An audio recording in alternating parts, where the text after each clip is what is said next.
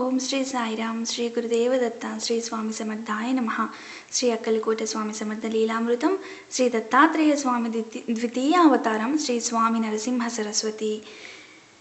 శ్రీ స్వామి నరహరి నరసింహ సరస్వతి 9వ అధ్యాయం. విద్యాసాగరుడు శ్రద్ధాభక్తులతో వినయంగా పరమపురుష యోగిరాజా శ్రీ దత్తాత్రేయుల మొదటి అవతార కథను తెలిపినారు. రెండవ అవతారం ఎప్పుడు ఎలా జరిగినది, వారు ఏ ఏ లీలలను ప్రదర్శించారు, ఆ గురు సార్వభౌముని భగవంతుని లీలలు మీరు చెబుతూ ఉంటే వినాలని కోరిక నాలో పెరుగుతున్నదే కానీ తరగడం లేదు. మహాత్మా ఆ 2 అవతార విశేషాలు వివరించండి అని ప్రార్థించగా నిత్యానందునికి ఇటువంటి శ్రద్ధాశువైన శ్రోత లభించినందులకు సద్గురుని లీలలను తన్వి తీరా వివరించి చెప్పు అవకాశం లభించినది. ఇటువంటి అదృష్టానికి పొంగిపోయి నిత్యానందుడు, విద్యాసాగర, దీనులను ఉద్ధరించడానికి తనను తాను దత్తం చేసుకున్న పరమేశ్వరుని చేతలు యోగీశ్వరులకు కూడా ఊహించ శక్యం కానివి కనుక నేనెంత వర్ణించినా అగాధమైన ఆ కథలలో లవలేశమే అవుతుంది, కానీ వారి లీలలన్నీ చెప్పినట్లు కాదు సుమా. అయినా ఇక వినుము అని ఇలా చెప్పారు. శ్రీ గురు చరిత్రలోని 11వ అధ్యాయం నుండి శ్రీ స్వామి నరసింహ సరస్వతి చరిత్ర కలదు. శ్రీపాద శ్రీవల్లభుల ఆదేశానుసారం అంబిక తన జీవిత శేషమంతా శివపూజలో గడిపినది.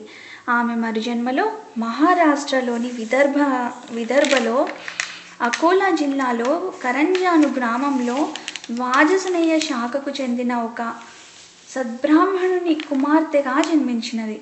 తల్లిదండ్రులు ఆమెకు అంబా అని నామకరణం చేశారు. ఆమెకు పూర్వజన్మ సంస్కారం వలన సౌశల్యంతో పాటు శివభక్తి కూడా అబ్బినది.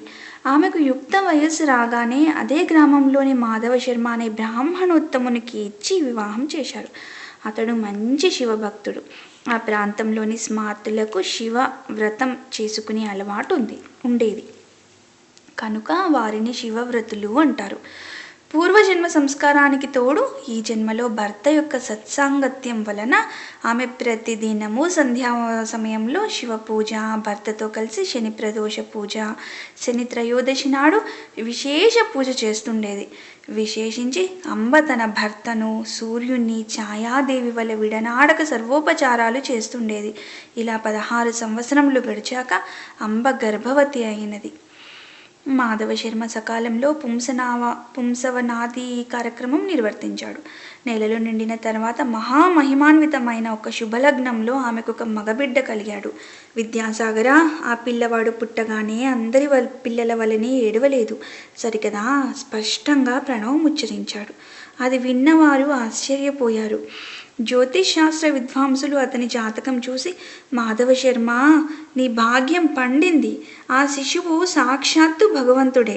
ఇతడు మనవలె గృహస్థాశ్రమం స్వీకరించడు. చిన్న వయసులోనే సన్యాసం స్వీకరించి జగద్వంద్యుడవుతాడు. ఇతని చరణాలు ధ్యానించిన భక్తులకు కామధేనువవుతాడు. ఇతని దర్శనం చేతనే పతితులు పావనులవుతారు. ఇతన్ని కన్నందువల్ల మీ కీర్తి ప్రతిష్టలు దివ్య సుఖాలు లభిస్తాయి అని దైవజ్ఞులు చెప్పారు. మాధవ శర్మ విద్వాంసులను ఘనంగా దక్షిణ తాంబూలాలతో సత్కరించాడు. వారు సెలవు తీసుకుంటూ, మాధవ శర్మ, ఈ బాలునికి శ్రీసిద్ధులు దాస్యం చేస్తాయి, నవనిధులు పరిచారకులవుతాయి అని ఆశీర్వదించారు. ఆ బాలుడు పుట్టిన వెంటనే ప్రణవం ఉచ్చరించిన సంగతి వాడవాడలా ప్రాకిపోయి అతనిని చూడడానికి జనం ఇసుక వేస్తే రాలనంతగా వచ్చారు. పిల్లవానికి దృష్టి దోషం తగలకుండా తండ్రి రక్షాబంధనం చేయించాడు. తల్లి అతనికి ఉప్పు, మిరియాలు, ఎండుమిరపకాయలు, వేపాకులతో దృష్టి తీసేది. తర్వాత ఒక ముహూర్తంలో ఆ పిల్లవానికి సాలగ్రామదేవ అని పేరు పెట్టారు. కానీ ఇంట్లో అందరూ అతనిని నరహరి అని పిలుచుకునేవారు. నరులంటే అజ్ఞాన బద్ధులైన మానవులు, హరి అంటే మానవుల అజ్ఞానం వలన కలిగిన దైన్య తాప పాపాలను పోగొట్టేవాడని అర్థం. ఆ పేరు ముందుగానే ఆయన అవతార పురుషుడని సూచిస్తున్నట్లున్నది. బలహీనంగా ఉండడం వలన అంబ వద్ద పిల్లవానికి చాలినన్ని పాలు లేవు. పిల్లవాని కోసం ఒక దాది కానీ పాడి మేకను కానీ ఏర్పాటు చేయాలని ఆ దంపతులు ఆలోచిస్తూ ఉండగా ఆ పిల్లవాడు తన చిన్నారి చేతులతో తల్లి యొక్క వక్షస్థలాన్ని స్పృశించాడు. వెంటనే ఆమెకు స్తన్యం పెళ్ళుబికి 32 ధారలుగా కాని నేలపై పడ్డాయి. ఆ విషయం అందరికీ తెలిస్తే బిడ్డకు దృష్టి దోషం తగులుతుందని వెరచి అంబ ఈ లీలలను రహస్యంగా ఉంచింది. ఆ పిల్లవాడు ఉయ్యాలలో పడుకోబెడితే ఏడ్చేవాడు, నేలపై పడుకోబెడితే ఆడుకునేవాడు. ఇలాంటి లీలలెన్నో జరిగినప్పటికీ తల్లి వాటిని ప్రకటించలేదు. అందువలన ఆ ప్రభువు యొక్క సంపూర్ణమైన దివ్యత్వం అందరికీ తెలియదు. ఇలా సంవత్సరం గడిచినా అతనికి ఒక్క మాట కూడా రాలేదు. కులదేవతలను ఆరాధించమని కొందరు, రావి ఆకుల విస్తళ్లలో బ్రాహ్మణులకు భోజనం పెట్టించమని ఇంకొందరు చెప్పారు. మాటలు చెబుతూ అతని చేత అనిపించడానికి ప్రయత్నిస్తూ ఉంటే క్రమంగా వస్తాయని కొందరు. అతను మాత్రం మాటలు వచ్చినా కొంతకాలం తర్వాతే మాట్లాడతాడని మరికొందరు అనేవారు. వారందరి మాటలు విని నరహరి నవ్వేవాడు. ఎవరేమడిగినా ఓం అన్నదే అతని సమాధానం. ఆ సంగతి విని కొందరు పెద్దలు ఇతడు మాటలు వినగలుగుతున్నాడు కనుక ఇతడు చెవిటివాడు కాదని స్పష్టమవుతున్నది అనేవారు. అతడు మూగవాడైతే అంత స్పష్టంగా ఓం అనడం సాధ్యం కాదు. అతడు మాటలు వచ్చి కూడా ఎందుకో మాట్లాడటం లేదు అని కొందరు తల్లికి ధైర్యం చెప్పేవారు. ఆమె ఎవరేది చేయమని చెప్పినా అలా చేసేది. తమ కుల దైవమైన దత్తస్వామికి ప్రత్యేక పూజలు చేసేది. ఇలా నరహరికి 7వ సంవత్సరం వచ్చింది.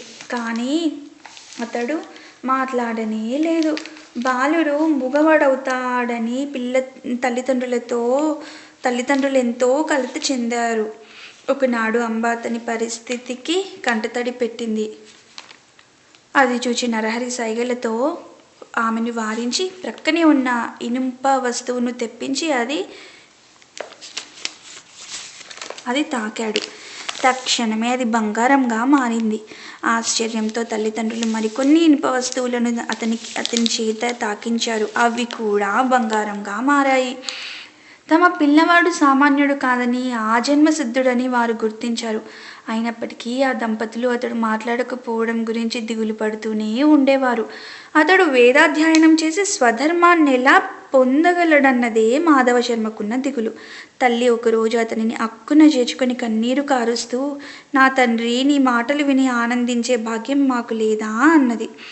అది విని నరహరి నవ్వి తనకు ఉపనయనం చేస్తే మాట్లాడతానని, మొట్టమొదటగా ఆమెతోనే మాట్లాడతానని సైగల ద్వారా తెలిపాడు.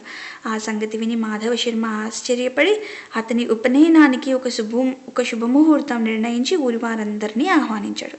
గ్రామస్తులందరూ అతడి ఆశలు అడియాశలై నలుగురిలో తలవంపులకు గురి అవుతాడని తలంచారు. కొందరు పెద్దలు మాత్రం, అయ్యా, పిల్లవాడు గాయత్రి మంత్రం ఉచ్చరించగలిగితే మనకేమీ లేకపోతేనేమి, మనకు మాత్రం మృష్టాన్న భోజనము, ఘనంగా దక్షిణ తాంబూలాలు లభిస్తాయి కనుక ఈ ఉపనయన కార్యక్రమం జరుపుకోనివ్వండి అన్నారు. అందరూ ఉపనయనానికి మాధవ శర్మ ఇంట సమావేశమయ్యారు. నరహరి ముండనము, మాతృభోజనము అయ్యాక జింక చర్మము, పసుపు వస్త్రము ధరించాడు. చెవిలో గాయత్రి మంత్రం ఉపదేశించినప్పుడు నరహరి ఆ మంత్రరాజాన్ని మనసులోనే జపించి దీక్ష తీసుకున్నాడు. తర్వాత అతడు తల్లికి నమస్కరించి ఆమెను భవతి భిక్షాం దేహి అని భిక్ష కోరి మొట్టమొదట ఆమెతోనే మాట్లాడతానని తల్లికి తానిచ్చిన మాట నిలబెట్టుకున్నాడు. తల్లి మొదట భిక్ష ఇచ్చి ఋగ్వేదం పఠించు, ఆచారం పాటించు అనగానే నరహరి అగ్నిమీలే పురోహితం అని ప్రారంభించి ఋగ్వేదంలోని మొదటి మంత్రం చెప్పాడు. అంబ రెండవసారి భిక్ష ఇచ్చి యజుర్వేదం పఠించు, ఆచారం పాటించు అనగానే నరహరి ఈశ్వేత అని ప్రారంభించి యజుర్వేదంలోని మొదటి మంత్రం పఠించాడు. తల్లి మూడవసారి భిక్ష ఇచ్చి సామవేదం పఠించు, ఆచారం పాటించు అనగానే నరహరి అగ్ని ఆయాహి అని ప్రారంభించి సామవేదంలోని మొదటి మంత్రం గానం చేశాడు. అది వినగానే తల్లిదండ్రుల ఆనందానికి, సభలోని వారి ఆశ్చర్యానికి అవధులు లేవు. జీవితంలో మొదటిసారిగా మాట్లాడడం, ప్రణవోచ్చారణ తర్వాత వేద పఠనంతో కానీ చేయకూడదని నరహరి అంతకాలము మాట్లాడలేదని అందరూ అనుకున్నారు. 3 భిక్షలయ్యాక ఆయన 4వ వేదం అనగా అధర్వణ వేదం కూడా చదివాడు. ఆయన భగవదవతారమని తెలుసుకుని అచ్చటి బ్రాహ్మణులంతా నమస్కరించారు. సర్వశాస్త్రాలకు జన్మస్థానమైన ఆ ప్రభువుకు ఇది ఒక లెక్కలోనిది కాదు. క్రతువు పూర్తిగా వచ్చింది. మాధవ శర్మ దంపతులు అమితోత్సాహంతో ఉన్నారు. వామనుని వలె భాసిస్తున్న ఆ నూతన బ్రహ్మచారి నరహరిని తల్లి ఆశీర్వదించి నూతన బ్రహ్మచారి నరహరిని తల్లి ఆశీర్వదించి, నాయనా ఇక నుంచి నీవు భిక్షతోనే జీవించాలి సుమా అన్నది. వెంటనే అతడు తల్లికి నమస్కరించి, అమ్మా, నీ ఆజ్ఞ మేరకు నేను భిక్షువునవుతాను, నేను సన్యాసాశ్రమం స్వీకరించడానికి అనుమతించండి అని తండ్రి వైపు తిరిగాడు. ఆ మాటలకు ఆ తల్లి నివ్వెరపోయి దుఃఖిస్తూ, నాయనా, ఒక్కగానొక్క మగబిడ్డవు, మేము 16 సంవత్సరములు ఎంతగానో ఎదురు చూసి ఎన్నో వ్రతాలు ఆచరించాక పుట్టావు. తర్వాత 7 సంవత్సరములు నీవు మాట్లాడనే లేదు. ఇంతకాలానికి పరమేశ్వరుని కృప వలన నేను చేస్తున్న పూజలు వ్రతాలు ఫలించి ఈరోజే మొదటిసారిగా నీ మాటలు వినగలిగాను. అందుకు నేను సంతోషిస్తుండగా నీవిలా అంటావేమి? అప్పుడే నీవు ఇల్లు విడిచిపోతే మా గతి ఏమిటి? నీవు గృహస్థవై బిడ్డలు కలిగిన తర్వాత సన్యసించవచ్చు కదా అని బ్రతిమాలింది. అప్పుడు నరహరి తల్లిని కౌగిలించుకుని ఓదార్చి, అమ్మా, నా మాట విను, వివేకంతో ఆలోచించు, ఈ వ్యర్థమైన దుఃఖాన్ని తొలగించుకో. నేను ధర్మరక్షణ కోసం అవతరించాను. నీకింకా 4 బిడ్డలు కలిగి ప్రేమతో సేవ చేస్తారు. వెనుకటి జన్మలో నీవు నిష్ఠతో శంకరుణ్ణి పూజించడం వల్లనే నేను నీ గర్భాన జన్మించాను అని చెప్పి ఆమె శిరస్సుపై తన చేతి నుంచి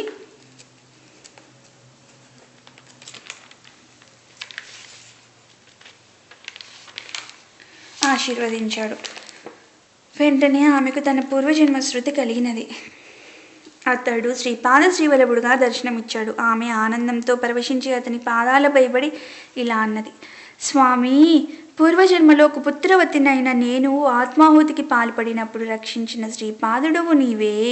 బ్రహ్మాండాలన్నీ నీలోనే ఉన్నాయి. అట్టి నీవు నా గర్భాన పుట్టినందువలన నా భర్తృవంశము పితృవంశము పావనమయ్యాయి. అతడు ఆమెను లేవదీసి, అమ్మా, ఈ పూర్వ వృత్తాంతము వెల్లడి చేయవద్దు. నీకొక రహస్యం చెబుతాను, గుప్తంగా ఉంచు. నేను సంసారం అంటని సన్యాసిని. నేను చేయవలసిన తీర్థాటనము మొదలైన కార్యాలు ఎన్నో ఉన్నాయి. అవి నేను ప్రకటింప వీలులేనివి, రహస్యమైనవి. కర్తవ్యం నాకు తప్పదు. నేను ఈ ఇంట్లో ఉండుటకు వీలు పడదు. కనుక నీవు అనుమతి ప్రసాదించు అన్నాడు. అప్పుడు ఆ తల్లి పుత్రవాత్సల్యంతో ఇలా అన్నది, నాయనా, నీవు లోకానికి ధర్మం చెబుతావు కదా, మరి నీవు 12 సంవత్సరములు బ్రహ్మచర్యం అవలంబించాక గృహస్థువై బిడ్డళ్ళు కలిగాక సన్యసించి లోకానికి ఆదర్శం చూపాలి కదా. ఇలా క్షణికావేశంతో సన్యాసం స్వీకరిస్తే వాసనాక్షయమవక మానవులు పతితులవుతారని శాస్త్రాలు హెచ్చరిస్తున్నాయి కదా అని ప్రతిమాలింది. అప్పుడు అటువైన నరహరి అలనాడు కపిలుడు తల్లికి జ్ఞానోపదేశం చేసిన విధంగా ఆమెకు తత్వం ఇలా బోధించాడు.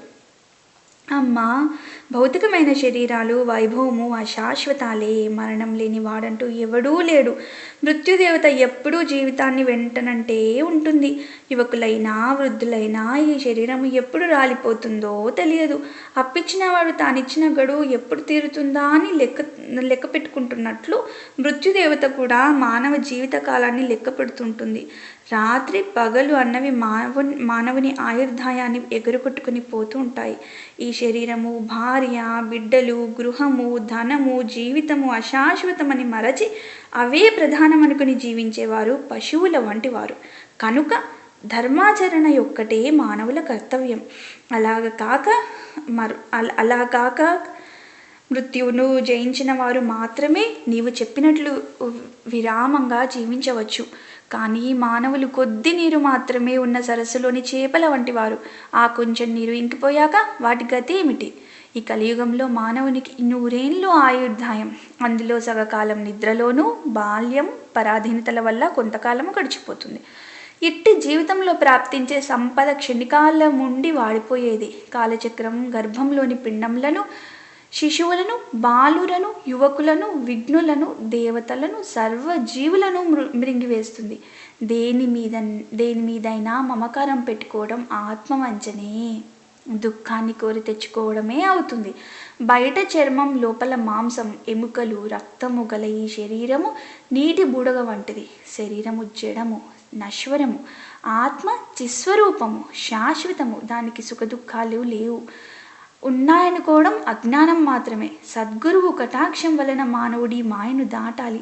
ఉత్తమమైన మానవ జన్మ ఎత్తి కూడా ఆత్మకు శ్రేయస్సు చేకూర్చుకోని వాడే నిజమైన ఆత్మ వంచకుడు, ఆత్మఘాతకుడు, బ్రహ్మఘాతకుడు కూడా. అమ్మా, ఈ మాట సామాన్యుల విషయంలోనే ఇంత వాస్తవమైతే కారణ జన్ముడనైన నాకేది కర్తవ్యం? విషయసుఖాలు వదలలేని వారికి నీవు చెప్పినట్లు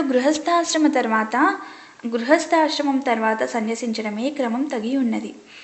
గృహస్థాశ్రమం తర్వాత సన్యసించడం అనే క్రమం తగి ఉన్నది. నాకట్టి విషయ వాసనలే లేవు కనుక ధీమంతుడనై నాకు ఎట్టి విఘ్నాలు రాజాలవు.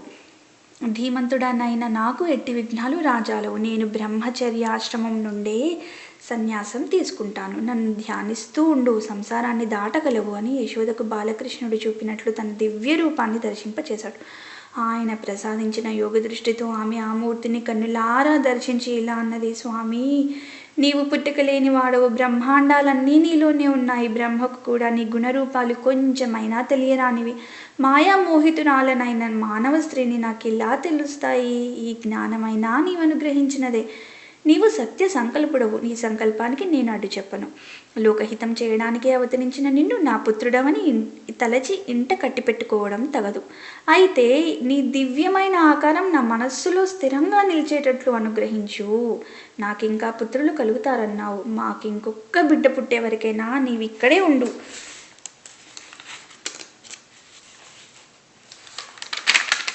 అప్పటి వరకు సన్యసించడానికి నేను అనుమతించను.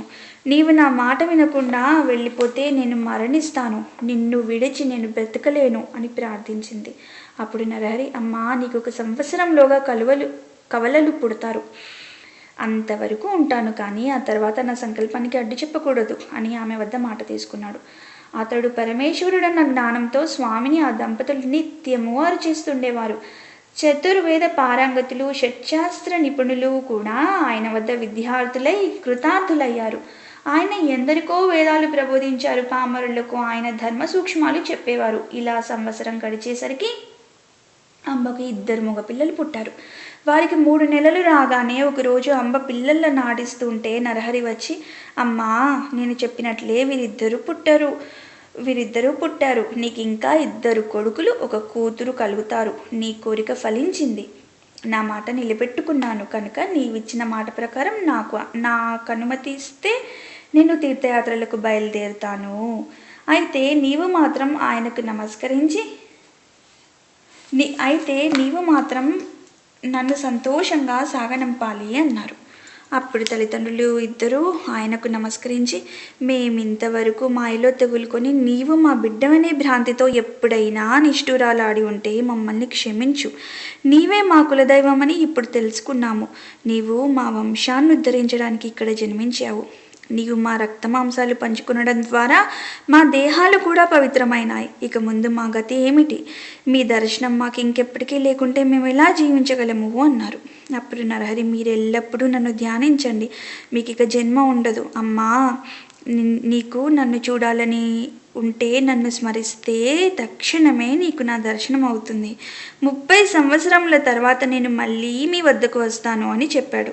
అలా తల్లిదండ్రులు అనుమతి తీసుకుని ఆయన తలపై శిరస్త్రాణము, కౌపీనము, కాషాయాంబరము, చేత దండము ధరించి చిరునవ్వులకిస్తూ మహాసంతోషంగా బయలుదేరాడు. ఆ దృశ్యం చూసిన జనం 9 సంవత్సరముల పిల్లవాడు ఇల్లు విడిచిపోవటానికి ఆ తల్లి ఎలా అనుమతిస్తున్నది అని ఆశ్చర్యపోయారు. కొందరు ఈయన అవతారమూర్తి, ఈయనను కన్న తల్లిదండ్రులు ధన్యులు అన్నారు. సాధువులు ఆయన భగవంతుడనే భావంతో నమస్కరించారు. ఆ గ్రామస్తులందరూ కొంత దూరం వెళ్ళి ఆయనకు వీడుకోలు చెప్పి తిరిగి వెళ్ళాక తల్లిదండ్రులు మరికొంత దూరం ఆయన వెంట వెళ్ళారు. అక్కడ వారికి నరహరి కర్పూరము వలె తెల్లగానున్న తన దత్తాత్రేయ స్వరూపము, తర్వాత శ్రీపాద రూపములను దర్శనమిచ్చారు. అవి తమ శని ప్రదోష పూజా ఫలితమేనని తలచి ఆ తల్లిదండ్రులు: మా జన్మలు ధన్యమయ్యాయి, మీరు దయతో మాకు మళ్ళీ దర్శనమివ్వాలి అని వేడుకునగా ఆయన తప్పక మళ్ళీ దర్శనమిస్తాను అని మాట ఇచ్చి వాళ్ళని వెనుకకు పంపాడు. ఆ దివ్య దర్శన ప్రభావం వలన వారు తమ పుత్ర వ్యామోహం మరిచి భక్తిభావంతో వెనుకకు వెళ్ళారు. నరహరి బద్రీనాథ్ దిక్కుగా బయలుదేరి దారిలో ఆనందకాననము అనబడే వారణాసి పట్టణం చేరారు. మొదట ఆయన గంగలో స్నానం చేసి ఆత్మస్వరూపమైన విశ్వనాథుని దర్శించారు. తర్వాత అచ్చట ఒక యోగ్యమైన స్థలంలో వజ్రాసనం వేసుకుని ప్రాణవాయువు కుంభించి కేచరీ ముద్రలో నాదను సంధాను పరులై సంధానపరులై కూర్చున్నారు. ఆయన నిత్యము 3 వేళలా మణికర్ణికా ఘట్టానికి వెళ్ళి శ్రద్ధగా గంగా స్నానం చేసి వస్తూ ఉండేవారు. ఆ క్షేత్రంలో ఉన్న తపస్సులు, మునులు, సాధువులు ఆయనను చూసి ఆశ్చర్యచకితులయ్యారు. యవ్వనం కూడా పూర్తిగా రాకముందే అంతటి వైరాగ్యము, కఠోరమైన తపస్సు చూసి ఆయన యోగపూర్ణుడని తెలుసుకుని నమస్కరిస్తుండేవారు. అచ్చటి ఎత్తులలో వృద్ధుడు, శ్రేష్ఠుడు అయిన కృష్ణ సరస్వతి ఆయనను భక్తితో నమస్కరిస్తూ ఉండేవారు. ఆయన సాక్షాత్ అవతార పురుషుడని, సన్యాస మార్గాన్ని పునరుద్ధరిస్తాడని, ఆయన విశ్వగురువు అయినప్పటికీ లోకోద్ధరణ కోసం మాత్రమే ఆదర్శ ప్రాయుడైన సాధకునిలా తపస్సు చేస్తున్నాడని, కనుక ఆయన వయసులో చిన్నవారైనా జ్ఞానంలో వృద్ధులే కనుక ఆయనకు ఎత్తులు కూడా నమస్కరించవచ్చునని కృష్ణ సరస్వతి చెబుతూ ఉండేవారు. చివరకు ఆ కృష్ణ సరస్వతి స్వామి ఆదేశానుసారం ఆయన శిష్యులు నరహరి వద్దకు వెళ్ళి నమస్కరించి, స్వామి, మీరు పరమేశ్వరులే గాని మానవ మాత్రులు కారు. సజ్జనులను, ధర్మాన్ని ఉద్ధరించడానికి భూమిపై అవతరించారు. శ్రీ ఆదిశంకరులు స్థాపించిన సన్యాస మార్గం దాదాపు లుప్తమైనది. దానిని మరల మీరే నిర్దిష్టం చేసి విస్తరింపచేయాలి. అధికారులు కాని వారికి ఈ మార్గము భయంకరమైనదైనా బుద్ధిమంతులకు సులభంగా ఆత్మానందమిచ్చే ఈ సన్యాస మార్గాన్ని మీరు పునరుద్ధరించాలి. సన్యాసులమైన మేము ఇప్పుడు మమ్ములను సేవిస్తే లోకనింద ఏర్పడుతుంది. మిమ్ములను సేవిస్తే లోకనింద ఏర్పడుతుంది. కనుక మీరు కూడా సన్యసిస్తే మేము కూడా మీ సేవ చేసుకునవచ్చు అని ప్రార్థించారు. నరహరి వారి ప్రార్థనను మన్నించి సత్సంప్రదాయ సముద్ధరణ కొరకు శ్రీకృష్ణ సరస్వతి పాదులను గురువుగా స్వీకరించి శాస్త్ర పద్ధతిన వారి వద్ద సన్యాసం స్వీకరించారు. అప్పుడు గురువు ఇచ్చిన దీక్షానామం శ్రీ నృసింహ సరస్వతి. తర్వాత ఆయన కొంతకాలం కాశీపట్టణంలో ఉండి మానవులకు 4 పురుషార్థాలను ప్రసాదించగల వేదార్థాన్ని భక్తులకు ప్రవచించారు. తర్వాత శ్రీగురుడు తాము స్వయంగానే పవిత్రులమైనప్పటికీ అనేక పుణ్యతీర్థాలు దర్శిస్తూ బదరికాశ్రమం చేరారు. తర్వాత ఆయన మేరు పర్వతానికి ప్రదక్షిణగా సంచరిస్తూ సర్వక్షేత్రాలు దర్శిస్తూ పుణ్యతీర్థాలలో స్నానం చేస్తూ శిష్యులతో కలిసి గంగాసాగర సంగమం చేరారు. ఆయన మొదటి గంగకు ప్రదక్షిణంగా ప్రయాగ వరకు తటాక యాత్ర చేశారు. అది కూడా గంగా ప్రదక్షిణతో సమానమే. అందుకే ప్రయాగను కూడా గంగాసాగరం అంటారు. ప్రయాగలో వారికి ఎంతోమంది శిష్యులయ్యారు. ఆ క్షేత్రంలో మాధవుడనే బ్రాహ్మణునికి శ్రీగురువే స్వయంగా తత్వం ఉపదేశించి సన్యాసం ఇచ్చారు. జయ జయ నరసింహ సరస్వతి, జయ జయ దత్తావధూత నమః. ఇది విద్యాసాగర శ్రీ నిత్యానంద యోగి సంవాద రూపంన శ్రీ దత్తాత్రేయ సంప్రదాయ శిష్య పరంపరలోని శ్రీ శ్రీ శ్రీ స్వామి విఠలానంద సరస్వతి మహారాజ్ శ్రీ విఠల్ బాబాజీ విరచిత శ్రీ అక్కలకోట స్వామి సమర్థ లీలామృతం 9వ అధ్యాయం సంపూర్ణం.